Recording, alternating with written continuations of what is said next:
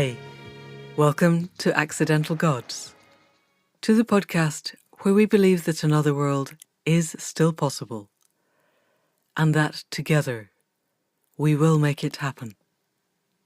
I'm Amanda Scott, and I spent the first series of this podcast laying out the basic toolkit that we think is essential to making conscious evolution a possibility, which is the entire premise behind the Accidental Gods project, this podcast, the website, and the membership portal that lies behind it.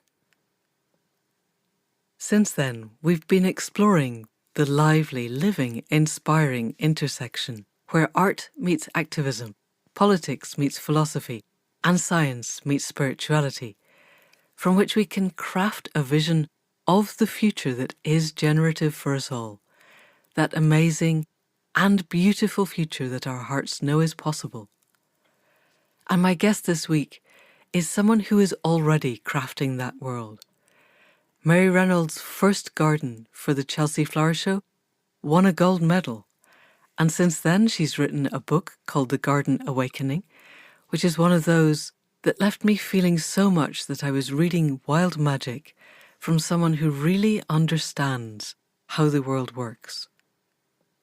More recently, she has set up a website called We Are the Ark, where Ark is spelled with a K and stands for Acts of Restorative Kindness.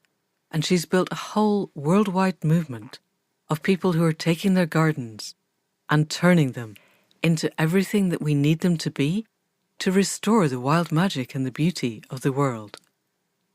So people of the podcast, with great delight, please welcome Mary Reynolds.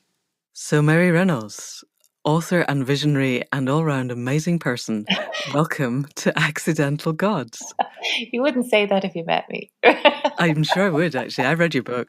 And everyone who listens to this podcast is going to want to go away and read your book and find your website.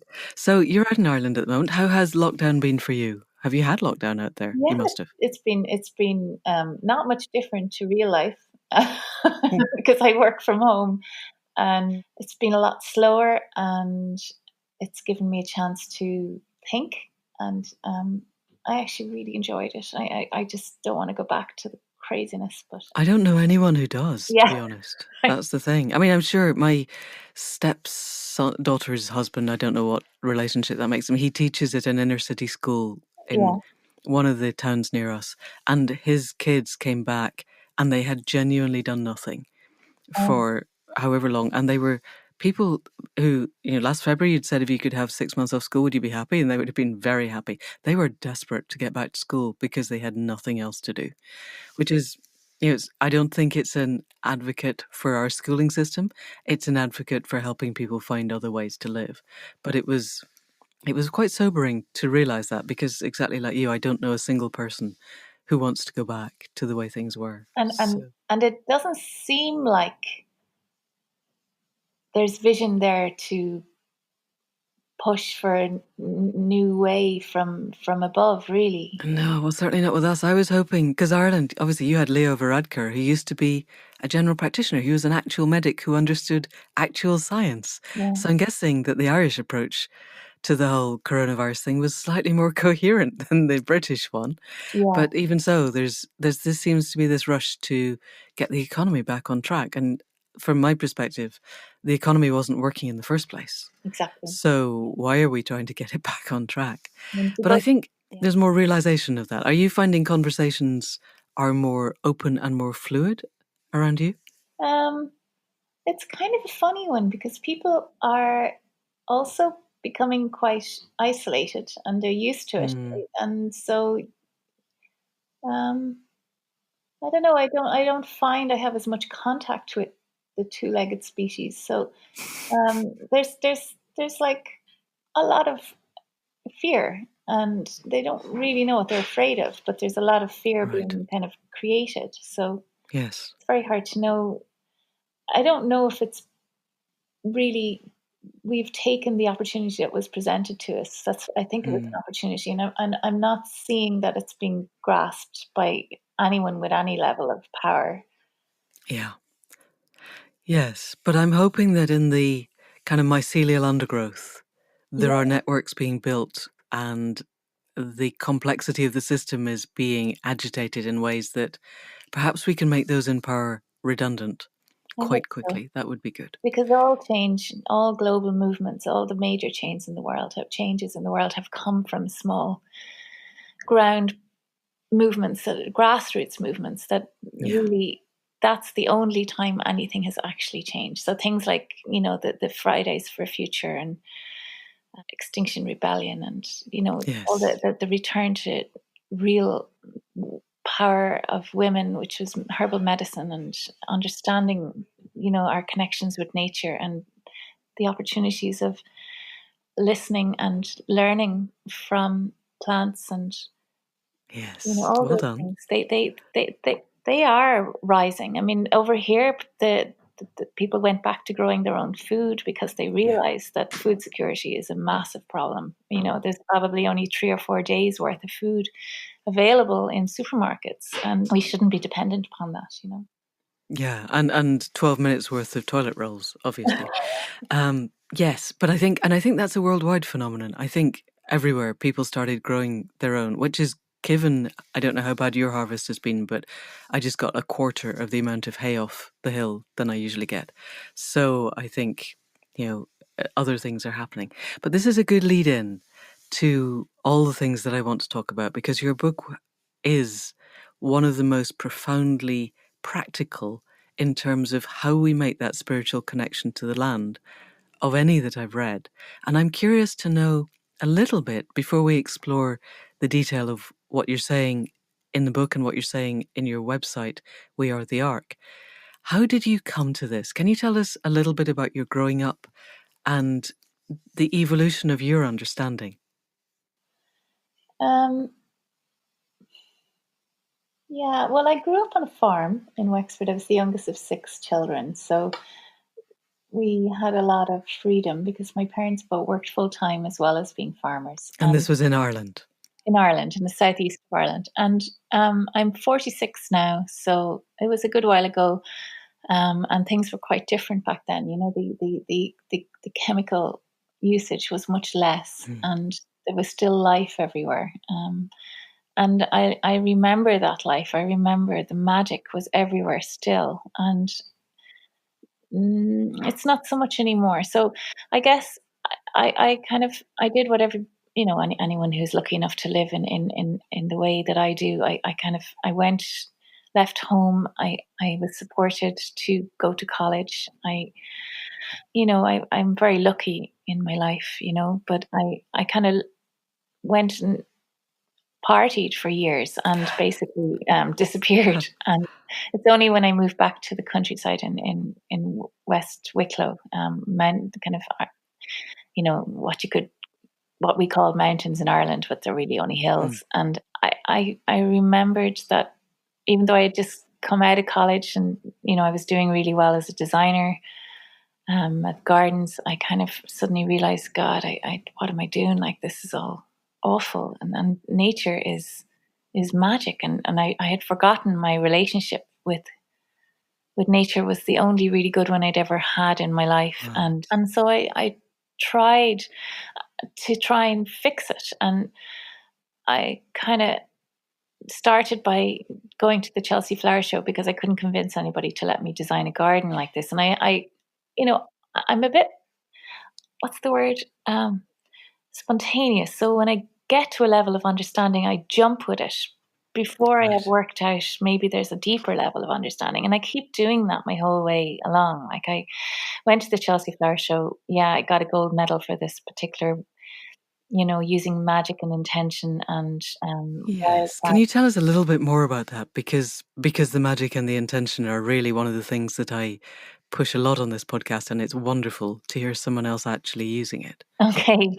Well, I suppose even the word magic, it's unfortunate, isn't it? Because Mm. it has become associated with children's stories or you know, um, Harry Potter. Harry Potter. Yeah, Yeah, sadly. which I love. Like, but you know, it's a funny thing. Harry Potter was such a beautiful story, it did so much good, but in so many ways it did so much damage.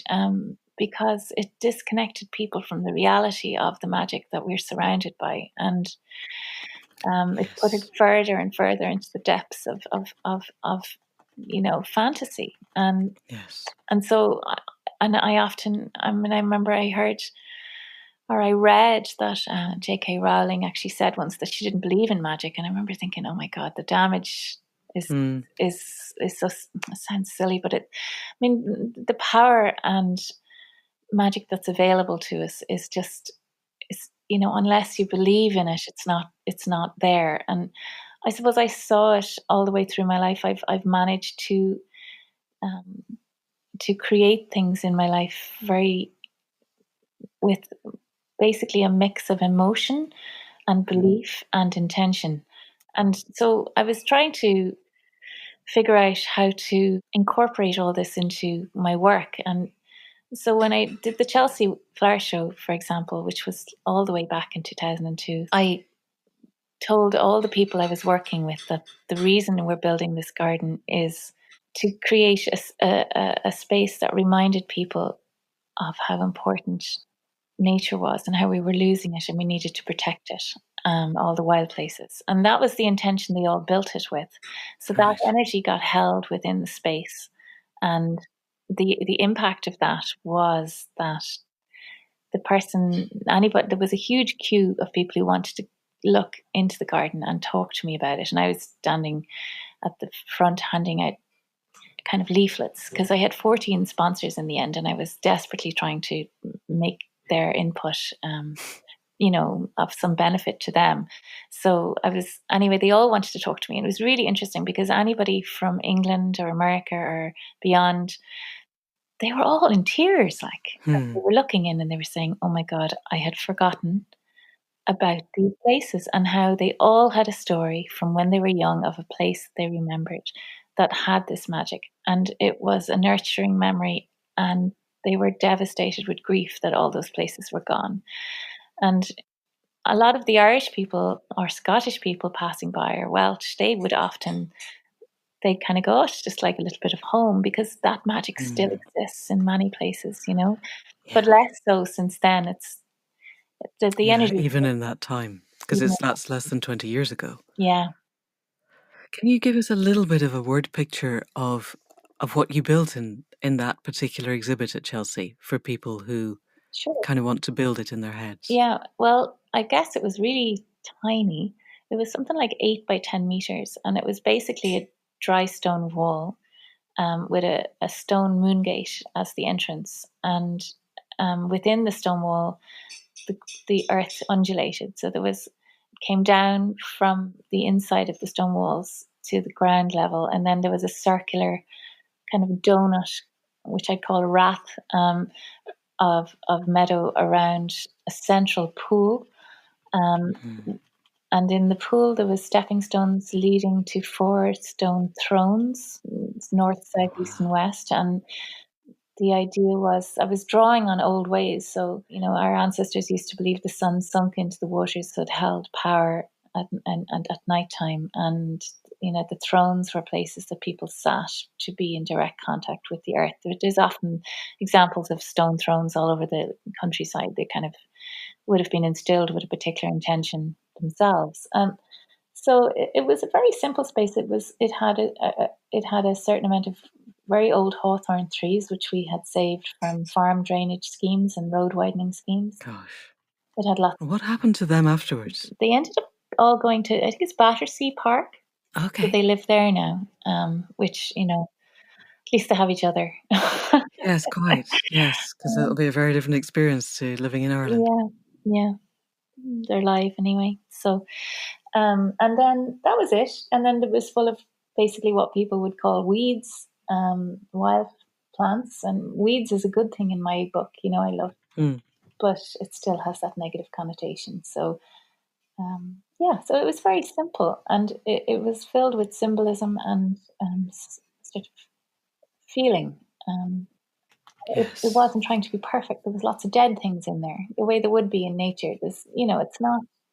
It was absolutely completely different from what had ever been in Chelsea before. And And probably since, from the sound of things. well, no, I think there's been a lot of people doing similar stuff since. Actually, Oh, okay. it kind of started off that whole fashion, for want of a better word, of wildness. It allowed it to creep into people's gardens, and it was quite a game changer in itself, you know. Yeah. And how many people did you have on your team, and how long did it take to build? And there was about 15 of us, I think, and Okay. they were friends, and there was a whole romance going on at the same time with me and one of the main builders, which was quite an interesting story. And anyway, that's not really important. Sorry. It would be very interesting because I would like to go back a little bit. Actually, let's take this opportunity to go back there because there's two things you talk about in the book. Well, there's quite a lot of things. One is the dream that started it out, the crow dream. Do you remember that? Yeah, Can you yeah. tell us about that? And then there's also a story I'd like to get to about setting intent with a picture Oh, yeah. the first time you fell in love. I'm really curious because this idea of setting intent with emotion, belief, and intention Yeah. is a very old one and very well documented. But I'm wondering, were you reading, I don't know, Israel Regardie and people like that, or did you come to this from the intuition of the land? Let's go back to that. Tell us about the dream first. So, can you tell us about the crow dream that started everything off?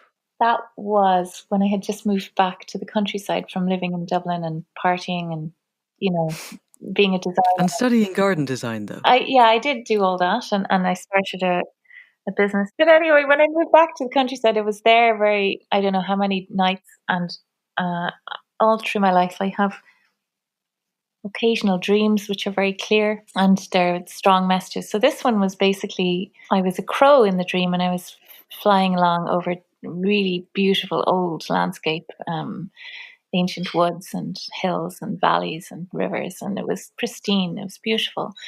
Anyway, I heard somebody call my name, and I kind of veered towards it, and it was in a woods. So I kind of swooped down into the woods, and I could see this person sitting on a log. It was actually me as a woman, but I was painted blue, and I was holding a big stick, and I was, wearing very sort of tattered clothes. Um, Hmm.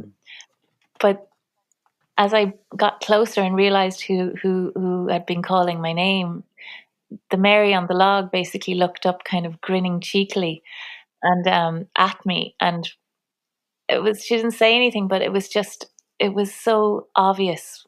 Just it was like a key, and to open the door to a new kind of understanding. And so when the crow just kind of froze in midair, and I woke up, but it was just, I understood then that what am I doing? Like, gardens are just controlling, and they're still lifes, and they they don't include all the other life forms that we have stolen this land from, and they don't understand that the magic in nature is missing, and Hmm. they're just other rooms, and the real deal is nature. The real magic is real beauty, is the true beauty, is nature, wild nature, and that our pathetic attempts to create beauty based on some psychological image or damage that we may have had, or fashions, is wrong. It's wrong, and it's selfish, and it has to stop. Yes. Yes. It's so cool. Have you met that version of yourself since, the Blue Mary? Was she a different age to you? Do you think you've grown into being her? That's two separate questions, but I'm pushing them together. Well, I haven't met her in the dream world, but I think I've. I don't mean to this, but I think I've Become her. almost become her. I'm not quite there yet. I'm still, like everybody, full of damage, and full of mistakes, and full of limitations, and my sense of freedom and my ability to be uniquely who I truly am is still teetering on the edge of falling backwards. Yeah, but I think that's the nature of life, really, isn't it? Knowing that that's the case is the key. Yeah, So, I guess so. as then we can match ourselves up to who we could really be Exactly, and constantly be stepping towards that. exactly. And one thing I can say that I've learned is that the magic stuff that I started talking about in that book, or I started practicing in my life, was, at the time it was a means to an end, or it was for specific reasons, like that time in the book where I explained how I used magic to corner and force a relationship to Yeah. be. Can you tell us a little bit about that? Because I think this is a really interesting concept, and the outcome of it is a really valuable teaching. And I do want everyone to go and read your book, but it won't hurt them to have the No, not occasional at all. story from it. So if you're happy with that, that would be Yeah, great. and actually, my book is available in libraries, so they don't have to go buy it either, and I so want to have it, actually, genuinely. that doesn't bother me, but just that people can't always afford them. But Yeah, sure. let's see. So the story was that I'd fallen in love with this guy, and they actually made a movie about it, which is called Dare to Be Wild, which is very light-hearted, sweet film, but it doesn't quite capture Wow.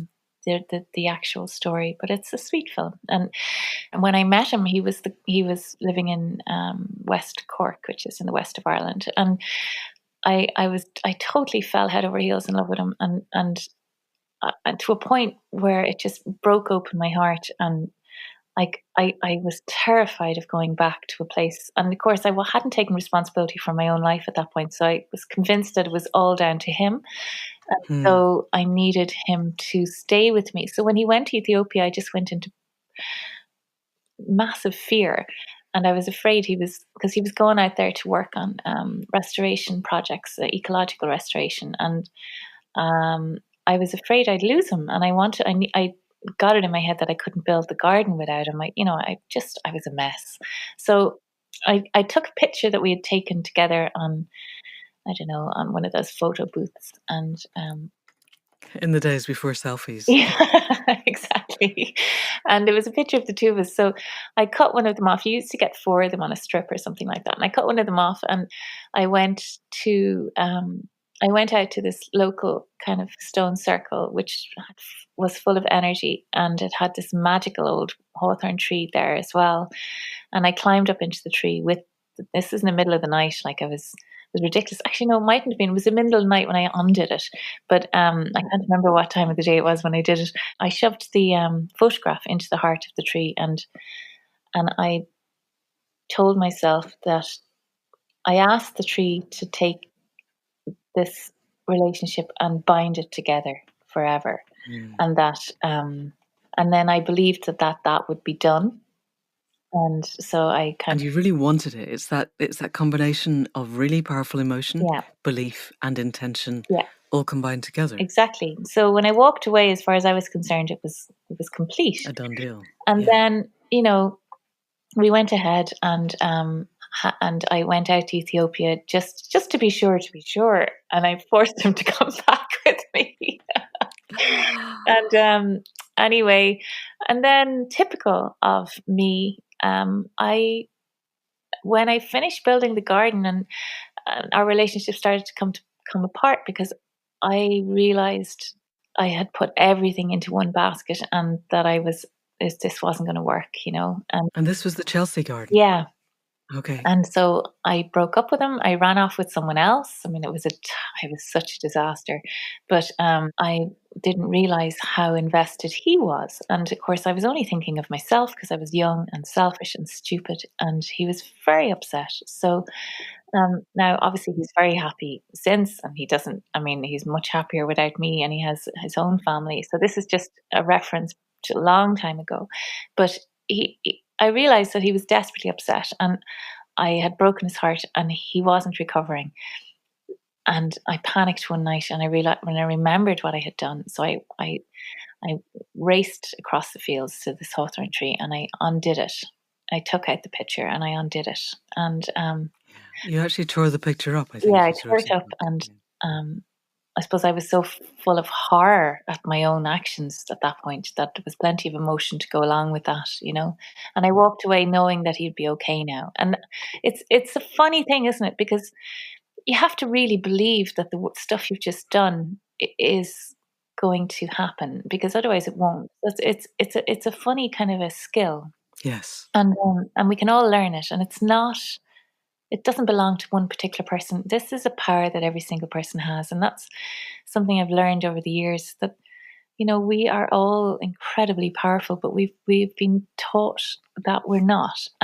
Yes. And that final key of walking away from an intent, believing that it's now already in place, is almost impossible for people to actually do, and it takes a lot of practice. But it, Yes. but it's there's so much support there if you ask for it. Well, for me, it's from plants. For other people, it's from animals. Other people, it's they don't need it. They just have themselves. Yeah. I think for most people, there is something out in what David Abrams calls the more than human world, Oh, lovely. something there that helps, even if it's the planet herself or itself.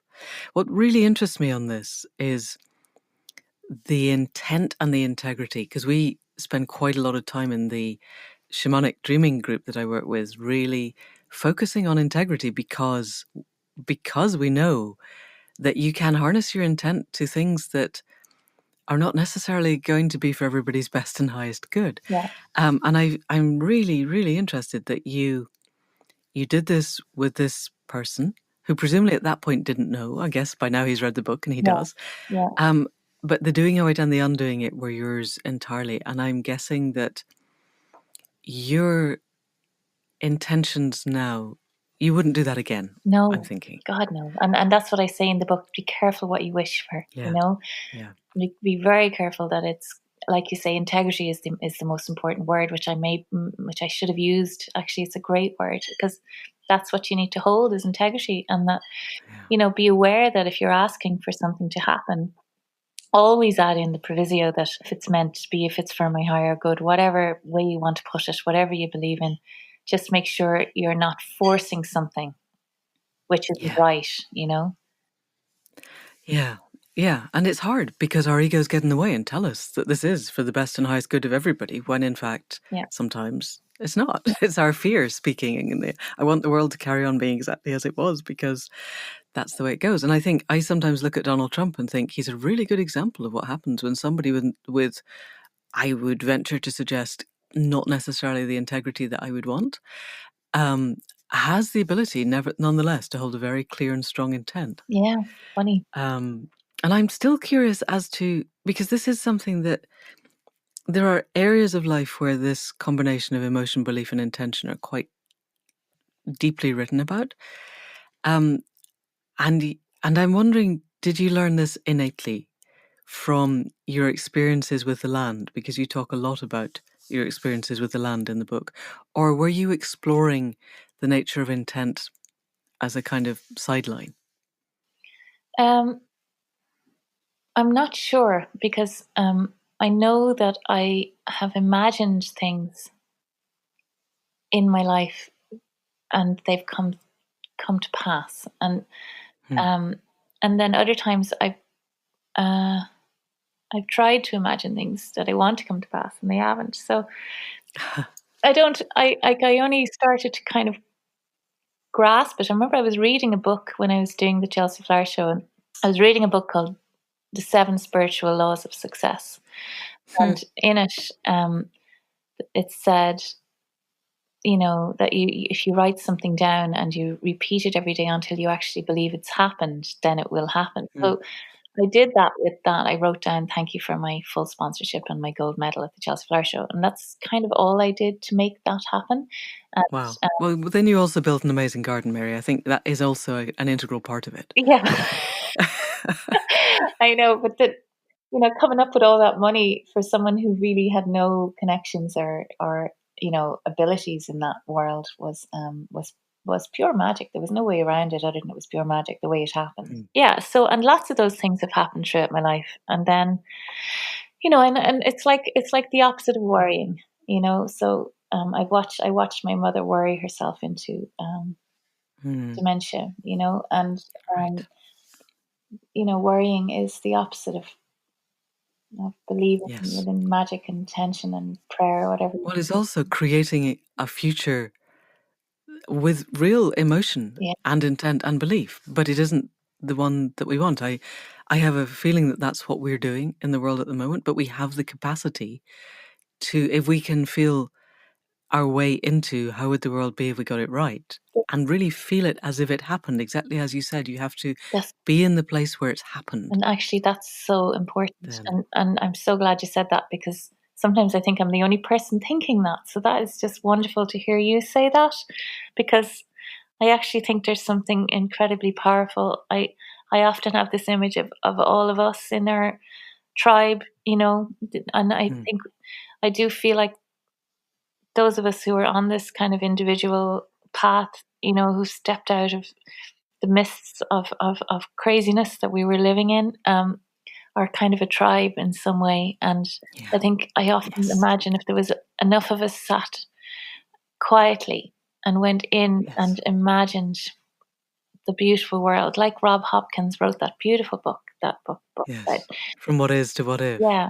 And like, so we need those images of beauty and health and healing and potential, because otherwise we're just all focused on the edge of the cliff, which we're pounding towards, as like all of us are, and we keep eating that image with news and, you know, Yeah, all the articles, and it's terrifying, because nobody's presenting in a really kind of mass media way. Nobody is presenting an alternative image for the no. future. I got together with two friends, one of whom is a director on The Matrix, and we are writing a 10-season television program of 10 minimum 10 episodes per season. So it's a long-term project, but taking us from where we are to a place we could be that would be that flourishing place. Oh, well Not done. saying it's the only one, but because there is no roadmap otherwise, Exactly. nobody has a clue. We've got plenty of roadmaps of how it could be really bad,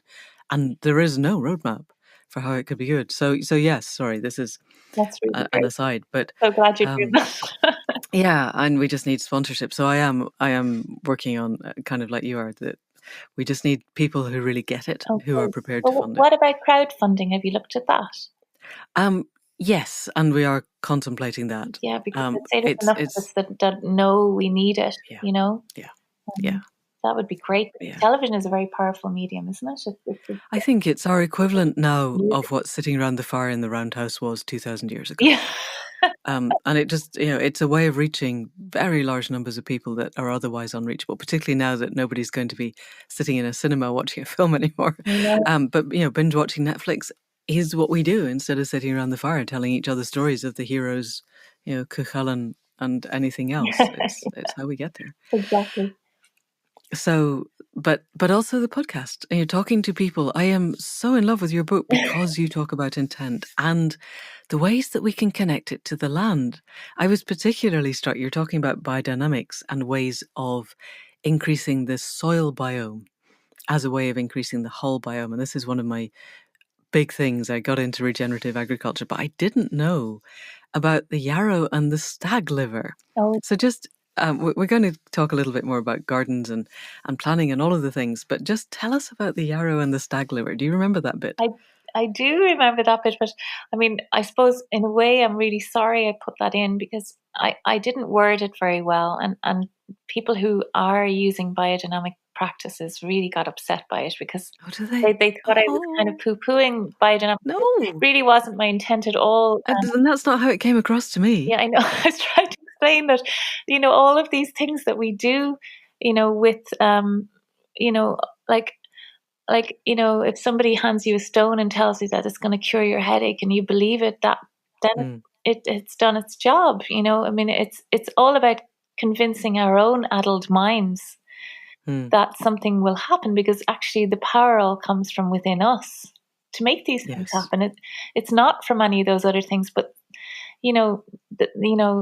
eye of Newton, tail of frog, or whatever it is, dragon. All of those things were done in order to trick ourselves into believing that something happened, Yes. because we get in our own way so quickly and so easily. I do it every day. I get in my way every day.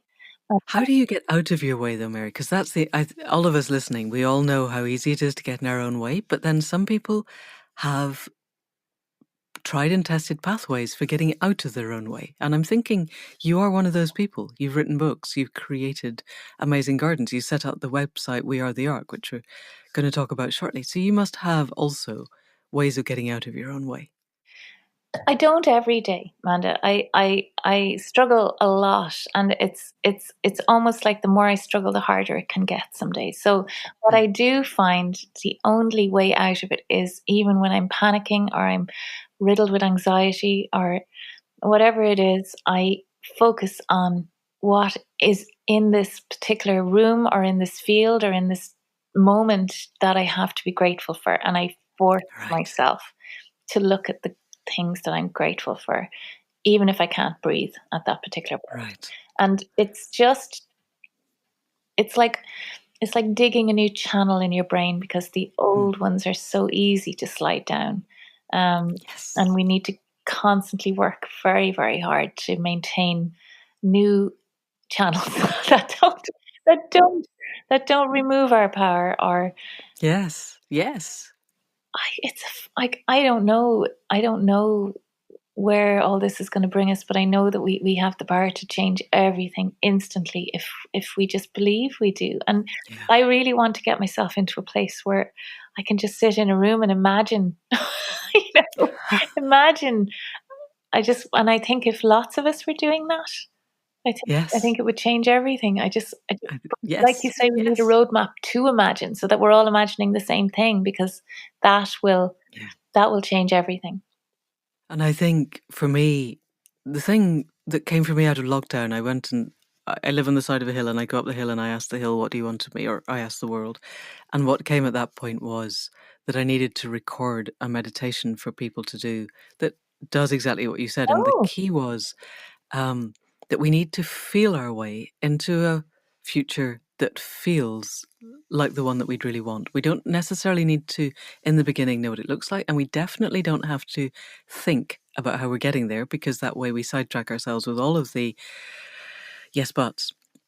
And so I recorded that, and then I began doing it. And I found, even now, I sat with the ponies yesterday for about an hour and a half, and even now, the bits of me that get in the way going, yeah, but that can't happen. Or yes, but that's too complicated. Or yes, but everybody's pulling the other way, are huge. And it takes a lot of time, and it takes the belief that it's worthwhile and that it will work to get to that place inside, that kind of kernel where, okay, yes, I can actually feel this place of the future where it's okay. Yeah. And I know what it feels like, and I can sit there, and from that place, my sense of who I am really shifts. And I think this brings me back to your dream of you as the blue woman. And I'm really interested in the blue and what kind of blue it was and why it was blue. And is that the version of Mary that is living in this future that we can build if we can just connect with it?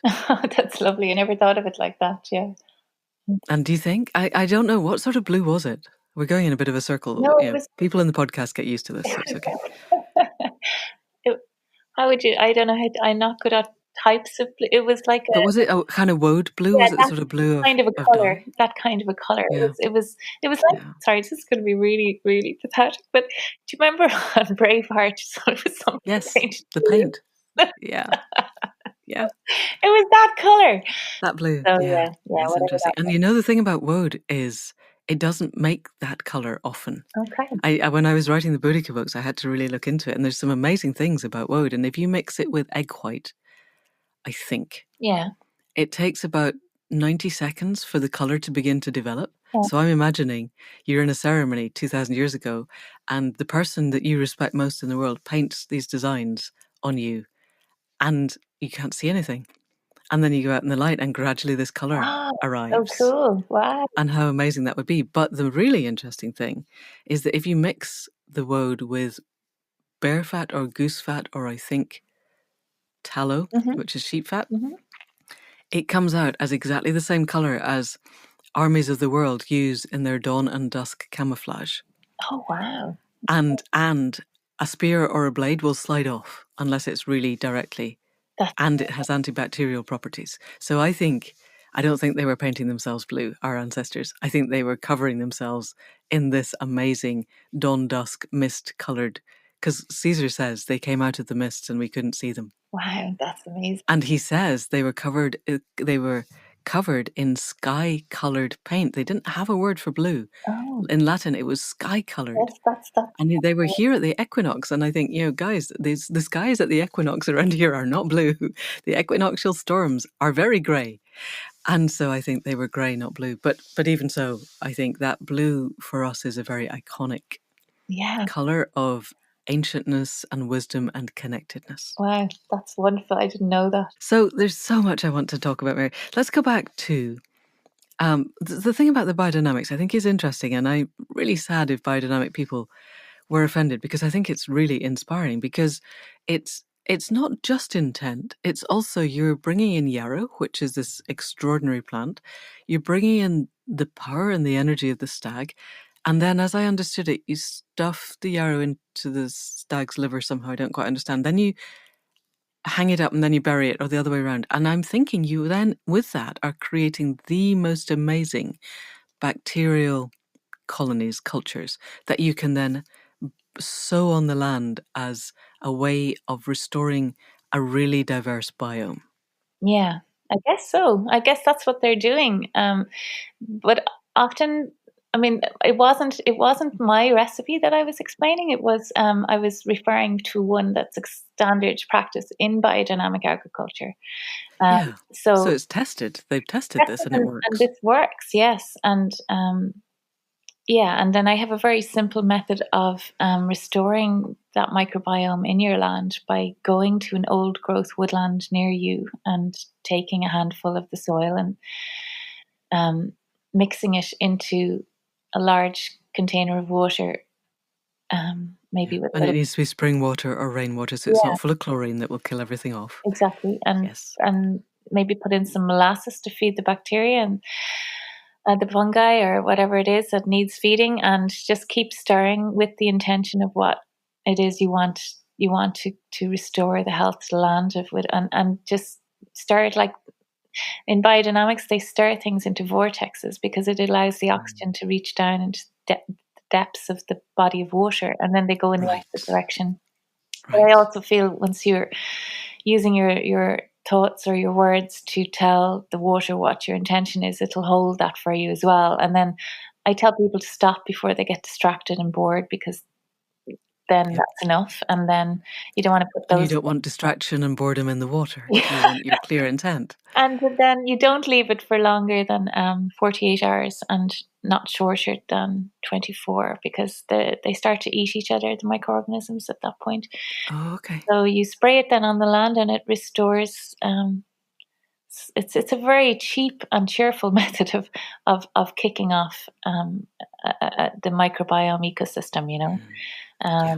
But yeah, I mean, and the thing I was talking about with the biodynamics is that they often use these methods, and they're and I didn't understand biodynamics enough. Again, it's another example of my spontaneous dives into things when I'm not quite up to speed, because I get so bloody enthusiastic and I'm so lazy a lot of the time. I just like, oh my God, I figured it out. And then I go and tell people, and then I figure something else out. And then I go, oh, Yeah, but actually. it feels like it in the book. I read that and thought, oh wow, that sounds really exciting. Let's do that. So don't do yourself down, And then if it opens a door to biodynamics for people, that's great. Oh, So yeah. having, Amazing. the book it was published in 2016. I'm guessing it was written earlier than that because publishing cycles are what they are. Yeah. And now, so what have you learned since about biodynamics that if you were to update the book, you would put in? I learned that I know nothing.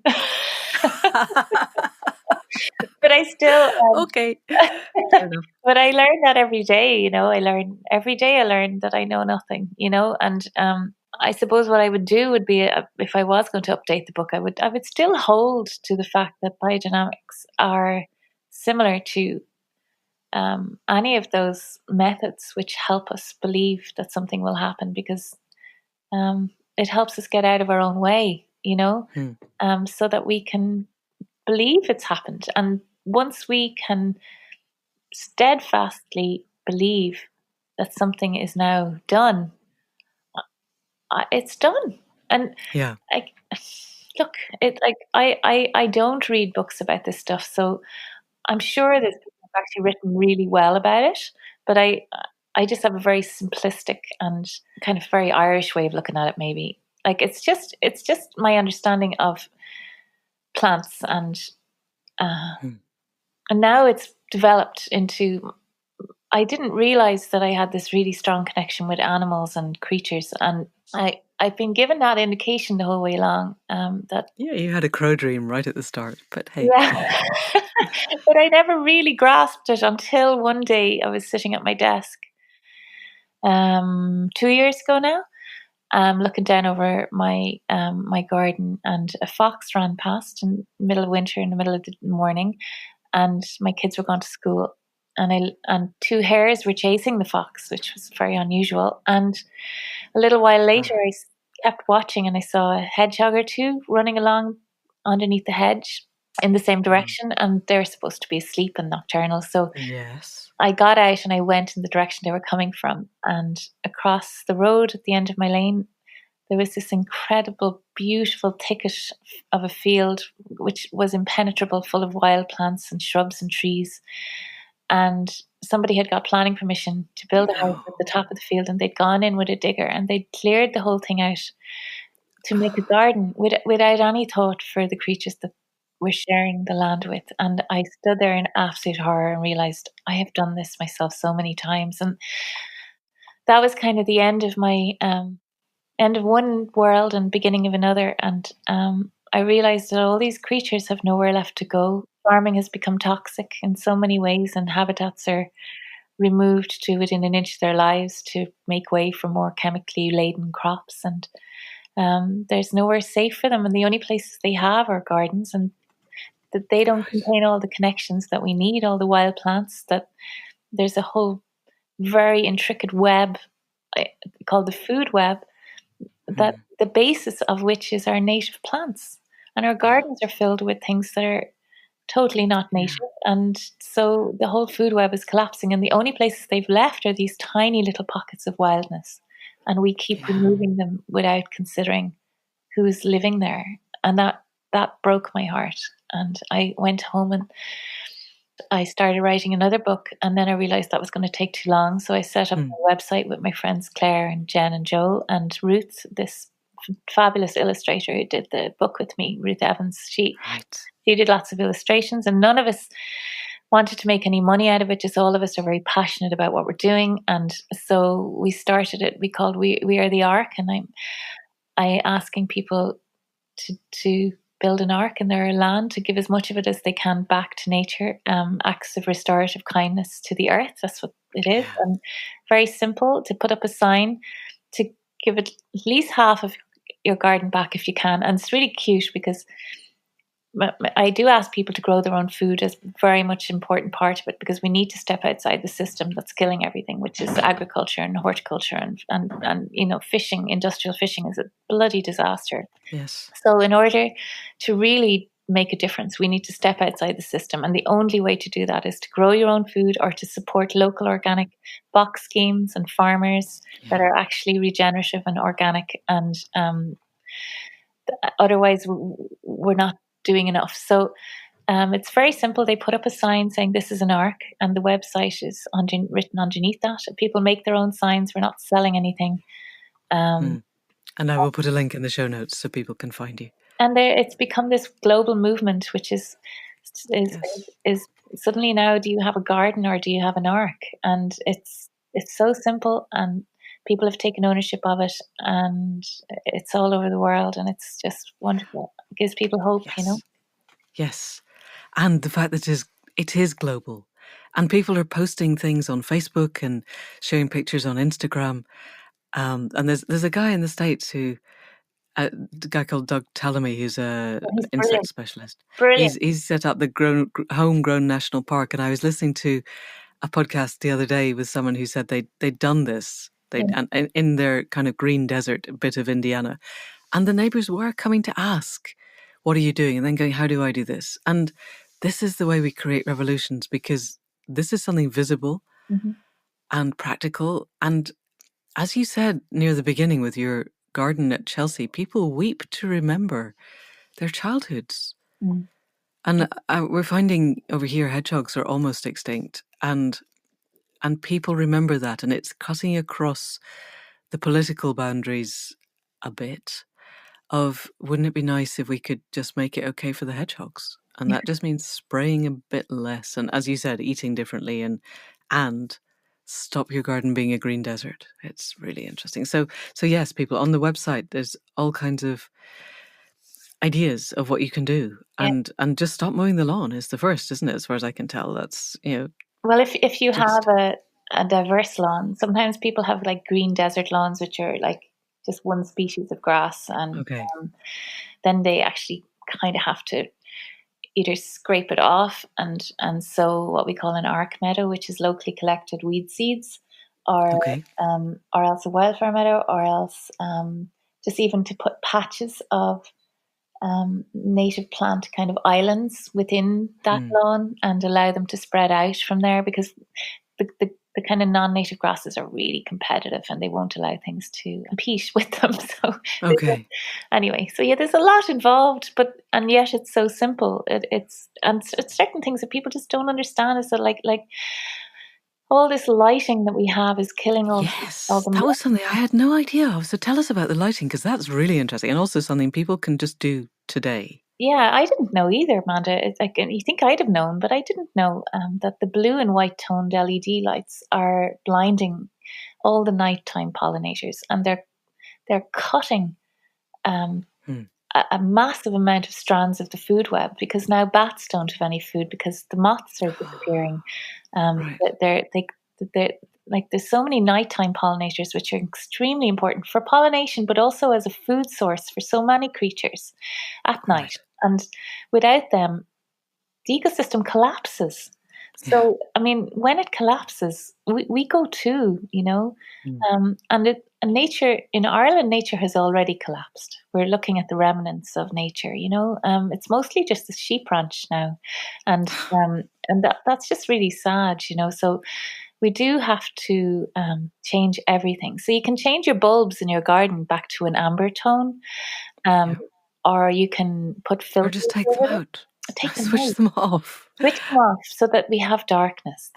And if you have to have a light, do that thing where it comes on when there's a motion, in case you need it when you come home to get out of your car. Something if you were lucky to have a home and a car, But it's simple stuff, and start sharing your seeds with your neighbors. Start sharing your produce. People are buying up land to create communal arcs, and and it's all done through other people. Because look, I get stressed way too easily, and I can only take on so much. So, and I didn't want anyone to think that they couldn't own it. That this is a movement, not a corporate structure in any way. And so, yeah, and it's beautiful, and you can join the map, and you can, there's all sorts of empowering things here. Yeah, to let people know.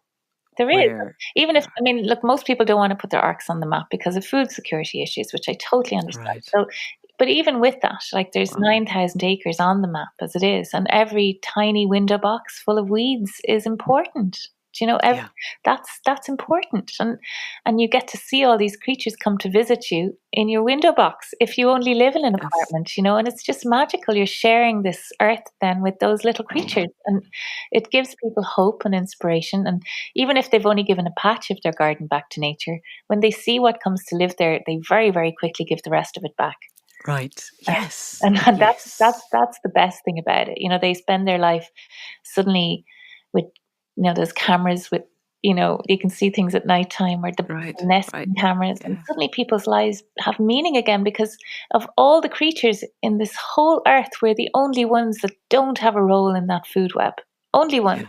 And our only job here is to look after the rest of it. We only get to be here if we look after it. So we're the guardians, right? If we weren't, well, we are now. And the point is that if we don't step up and remember who we are, then we're screwed. And I think there's enough of us who have woken up to shift it. It only takes 3.14% of a whole population to shift in consciousness before the whole thing shifts instantly. Now, that's not a huge amount. We can do that. Yeah, we can do that. Yes. Yes. Yes, I didn't know it was 3.14. That's really interesting because that's the first 3 digits of pi. There has to Exactly. be something in Yeah. that. That's my inner mathematical geek. And just, I think we're heading towards, we're going to have to stop soon, but I wanted you to talk a bit about the hedgehog pathways Oh yeah. that we Okay. need to make, because I think, again, that's something that it's obvious once you've heard it, but it's not necessarily obvious otherwise. Do you mean between people's spaces? Between, Yes, well, yes. just that, like, if you have a wall around your garden, creatures can't. Or a fence, or a dog-proof fence even. Exactly. So it's very simple. All you need to do is like, don't go doing anything dodgy structurally. Find someone who knows what they're doing, or replace your walls with living walls, which are hedges. And Mm. but cut a hole in the base of your fence, um, or in your wall, if you can find someone who will help you do that without it collapsing on top of you. I Um, can hear you being very careful there. Yes.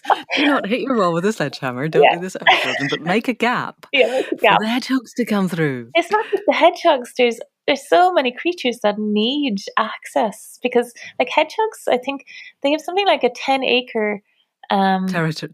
territory. Thank you. Right, And so, if they only have access to one garden, they're screwed. They won't survive. They'll starve. right, And also, right. if that garden is full of, ornamental plants that have no Yeah, relationship, have not evolved alongside the local food web, then they won't have yeah. any creatures to eat. And flooded with blue-white light that's blinding everything so it all dies off. All these things that we don't know. And then if the soil isn't alive enough, it doesn't have the worms and there's nothing for them to eat. Then you're screwed. So the wonderful thing about it is how quickly it recovers. So, Right. for example, my friends Claire and Joe, I didn't have my own land until now, the last few years. So when I was writing the book, we felt I've been doing it for other people, but I need to do it for us. So we built our biggest Mm, forest garden there, one of the plans for the right. book, and then 2 years ago, Claire and Joe were already on this path before me, and they they they agreed to turn the rest of it into an arc, but they were already doing it, really, because they'd become so obsessed with the life that had come back even with the forest garden, and that's what happened. So we built a pond, and we put in Right. loads of local tree cuttings and shrubs, and we allowed the wildflowers to come true because there's 5,000 weed seeds in every square foot of soil. They just need a 30th of a second's worth Yeah. of light to be activated. So it's Wow. very simple. They're all there, unless it's a very damaged piece of land, and then you do need to give it more support. But that's individual kind of situations. But the point is, from a 4-acre horse paddock, which had nothing but Mm, short grass and horses, now yeah. a couple of years later, they have owls and peregrine falcons passing through, and Wow. shrews and hedgehogs and badgers and every type of insect life, every type of bird life you can imagine. It is hopping. And a forest garden from which they are feeding But themselves? the problem with the forest garden with feeding themselves is that the birds are eating everything, because there's so Ah, many of them. So they get a lot of food out of it, but mostly they've kind of given it to the birds, because okay. there's just so many of them, and they love all those creatures. Right. So they get a lot of fruit out of it, and perennial vegetables and stuff, but they also have their polytunnels, which we need in Ireland, really, to survive Mm, a okay. sustainable system. Alrighty. But that's sounding good, because then you've got maximum amount of biodiversity on your land, and then you can feed yourself in the polytunnel. As well. That Yeah. sounds, So you yeah. kind of need to, really. And it does, like, Martin Crawford has a fabulous forest garden.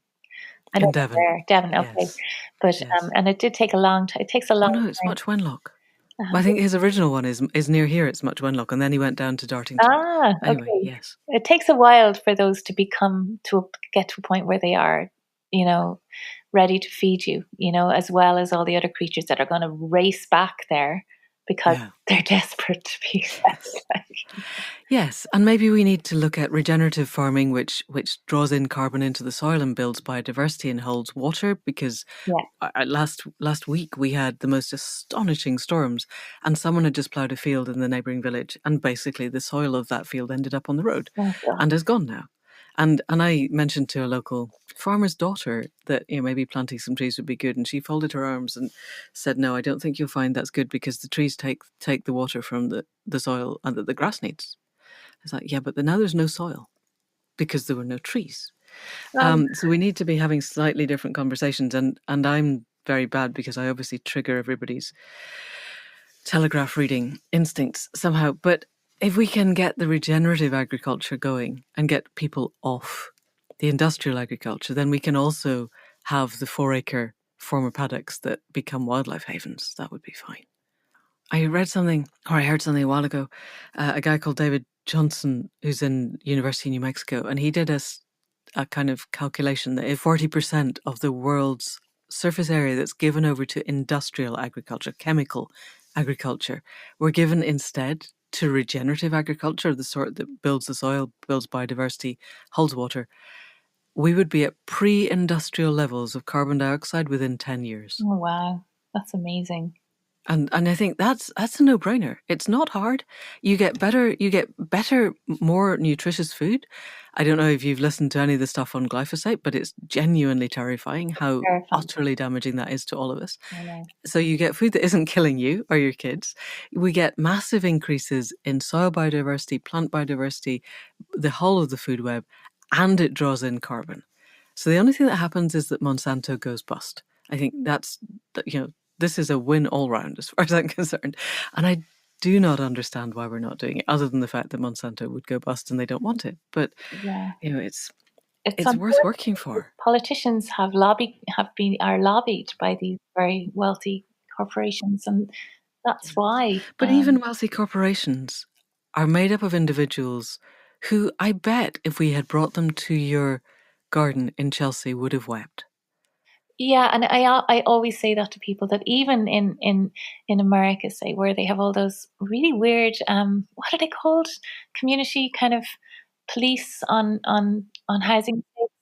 It's like a collection of the people who live there, and they have massive power, and you have to have nothing but grass in your front lawn. You have to have a particular type of bird box. You're not allowed to do anything other than this is the land of the free. This is astonishing. This is a land where libertarianism grows and thrives. This is the main problem in America, because people are not allowed to do anything other than what the local housing association or whatever it's called, because they get sued. They actually get sued. Wow. So you need to take over the local housing association then, or whatever it is. No, that there will be people within there that have kids that have woken up. Yeah. There will, like you're saying, all these people have children. Well, if not all of them, some of them will have children. And enough of them have enough kids. Of them, exactly. And the kids get it. Or sisters, or even themselves. There will be people who will come to a crisis point in their lives, like we all do if we don't cop on, and they'll either wake up and see what's going wrong, like we have, or they'll go back and get even worse, to cover it all up. But there are going to be enough people to wake up. I'm sure there are, and it is at crisis point. It has been a crisis point for a long time. But look, I mean, it's kind of an exciting time to be alive. I mean, yes, I'm not afraid of dying.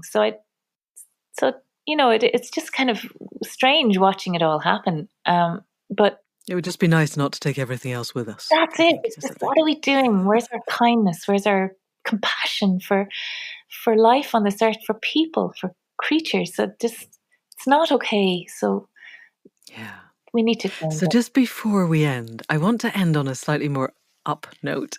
And I'm remembering in the book an experience that you wrote about when you were a child and you went into the field and you couldn't find your way out. And it seems to me that we've been talking about magic all the way through, and that there is the magic that is the focused intent of a mind that knows what it wants with clear integrity.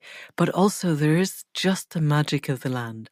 Can you tell us that story? Do you remember that? Do you mean the story when I wandered into a field? Yes, exactly. That one. That when I was a little girl, I don't remember what age I was.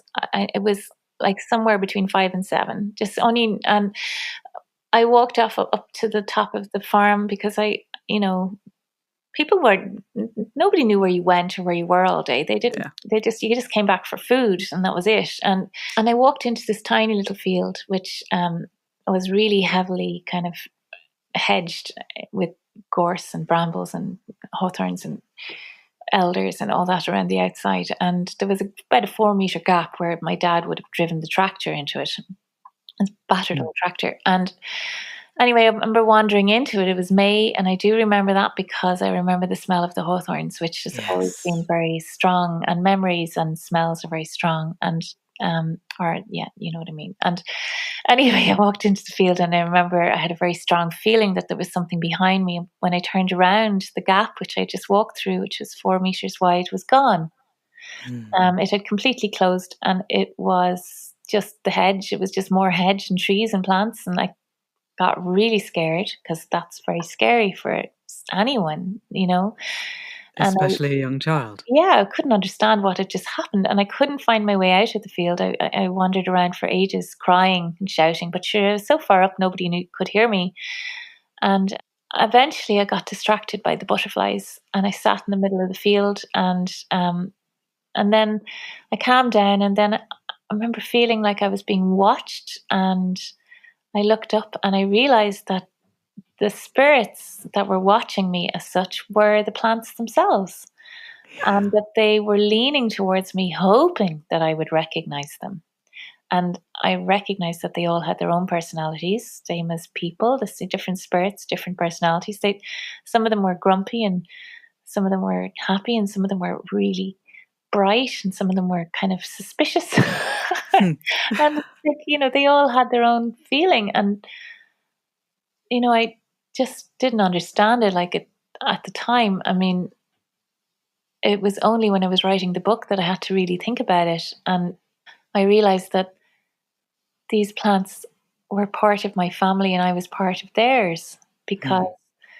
the earth is like a huge big beating heart. And when we started looking at her in terms of ownership, rather in terms of guardianship, we shattered that heart into millions of tiny pieces, and we keep breaking it up. And so the bodies of land that we work with are all unique individuals, individualized like we are, and they contain, you know, the boundaries of those pieces of land, that they're part of our family, that whatever is within it. And we often have to walk the boundaries and let the piece of land know which part we're working with to hold the boundaries, which reflects in our own lives. But Thank you. that's what happened. Yes. But you Yeah. did eventually get out. That was the interesting thing. Well, one of the many They, interesting the, things.